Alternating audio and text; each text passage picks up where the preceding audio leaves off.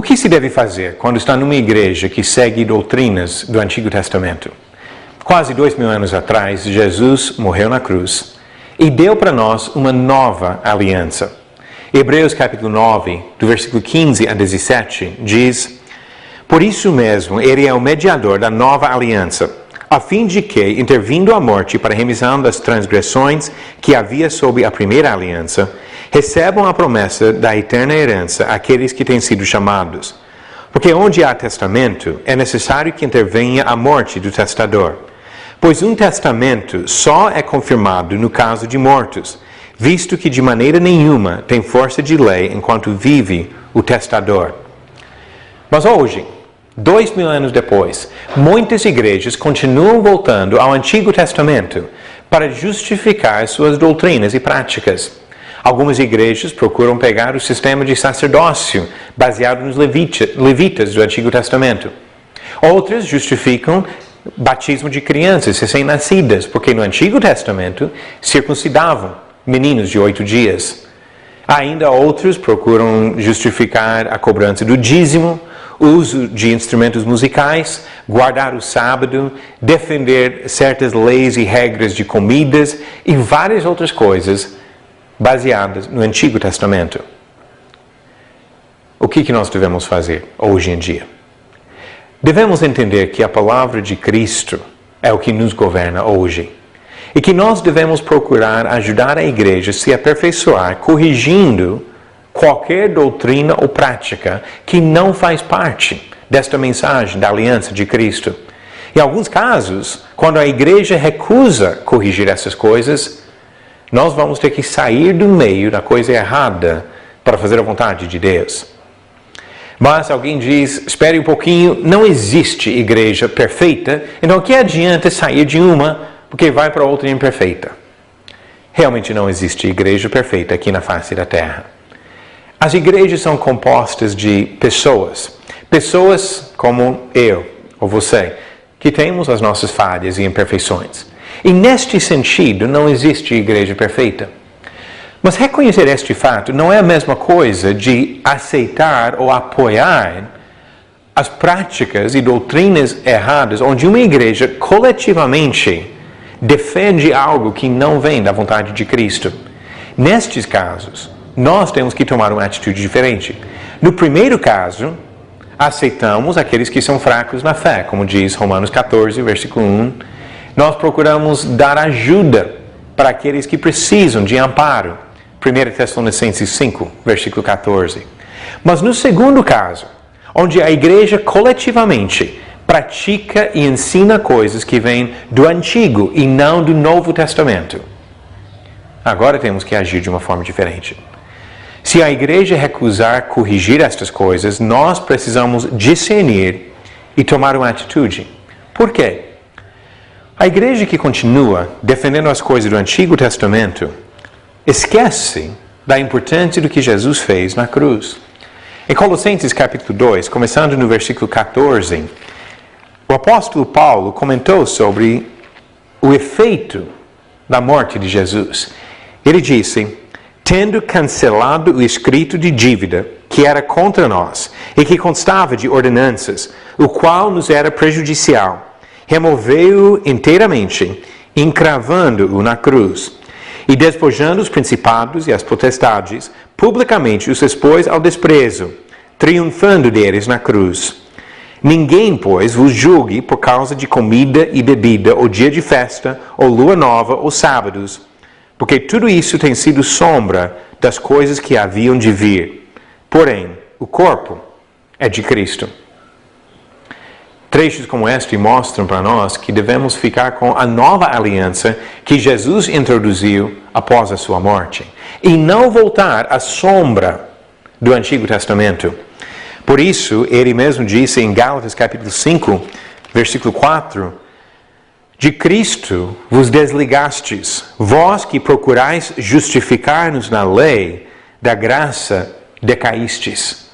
Se voltar para o Antigo Testamento e procurar se justificar na lei do Antigo Testamento, se desliga de Cristo e da sua graça. O Senhor nos ensina que nós não devemos ser cúmplices das obras infrutíferas das trevas. Não devemos apoiar aqueles que ensinam e praticam coisas contra a vontade de Deus. É por isso que temos que discernir. Diz 1 Tessalonicenses, capítulo 5, versículos 21 e 22. Julgai todas as coisas, retende o que é bom, abstende-vos de toda forma de mal. Esta é a responsabilidade do servo de Deus hoje. João instruiu que não apoiássemos aqueles que ensinam outras coisas que vão além da doutrina de Cristo. Inclusive, ele usou palavras fortes, a segunda carta dele, no versículo 9, onde diz: todo aquele que ultrapassa a doutrina de Cristo e nela não permanece, não tem Deus. O que permanece na doutrina, esse tem tanto pai como filho. E olha o que ele disse nos dois versículos seguintes, versículos 10 e 11. Se alguém vem ter convosco e não traz esta doutrina, não o recebais em casa, nem lhes deis as boas-vindas.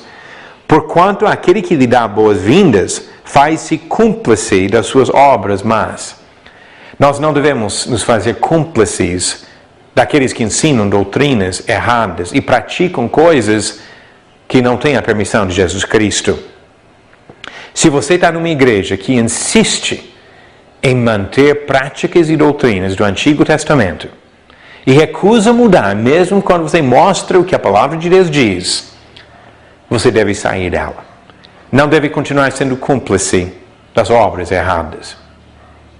Mas quando sai de uma igreja, agora vai ter que enfrentar algumas decisões difíceis.